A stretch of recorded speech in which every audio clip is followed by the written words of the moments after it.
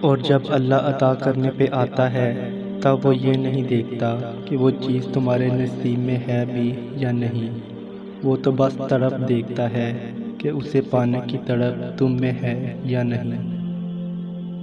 میں تیری رحمت سے بالکل مایوس نہیں ہوں یا اللہ، بس مجھے میری ہر آزمائش میں کامیابی عطا فرما دے۔ اور ایسے لوگوں کو پھر اللہ بھی وہاں سے عطا کرتا ہو جہاں ان کی پہلی حسبی پہنچ نہیں سکتی۔ یقین سے ہی دروازے کھلتے ہیں، اور جو لوگ تھک کر رک جاتے ہیں اور مایوس ہو کر بیٹھ جاتے ہیں تو اللہ بھی پھر انہیں اٹھنے کی ہمت نہیں دیتا، وہ انہیں گرا دیتا ہے، ان کی چاہت میں ہی انہیں تھکا دیتا ہے۔ دعا مانگ کر بھی ڈرتے رہو گے تو لگے گا کہ قبول ہونے کا یقین نہیں ہے۔ یقین رکھو وہ ضرور کن کہے گا۔ دعاؤں کا رنگ نہیں ہوتا، مگر جب یہ رنگ لاتی ہیں تو زندگی میں رنگ بھر جاتے ہیں۔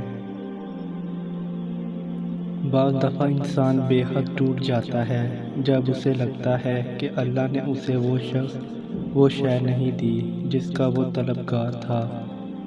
وقتی توڑ پھوڑ کبھی اسے اللہ کے قریب کر دیتی ہے، اور کبھی باغی، لیکن وہ رب انسان کو بار بار یہ احساس دلاتا ہے کہ اے میرے بندے، تیرے حق میں میرا فیصلہ تیری چاہت سے بہتر تھا۔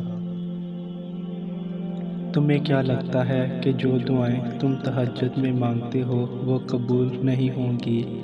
کبھی کبھی بہت پہلے مانگی دعا بھی قبول ہو جاتی ہے، اور جب وہ ہوتی ہے تو ہم بساختہ کہتے ہیں، یا اللہ یہ دعا تو میں نے بہت پہلے مانگی تھی، تجھے یاد تھی۔ ایک دن تم ان دعاؤں پر بھی یہی الفاظ کہو گے جو تم اب مانگتے ہو۔ کن فرمانا مشکل کام تھوڑی نہ ہے اللہ کے لیے، جب وہ کن فرماتا ہے تو بس ہو جاتا ہے اور چیز وجود پا جاتی ہے۔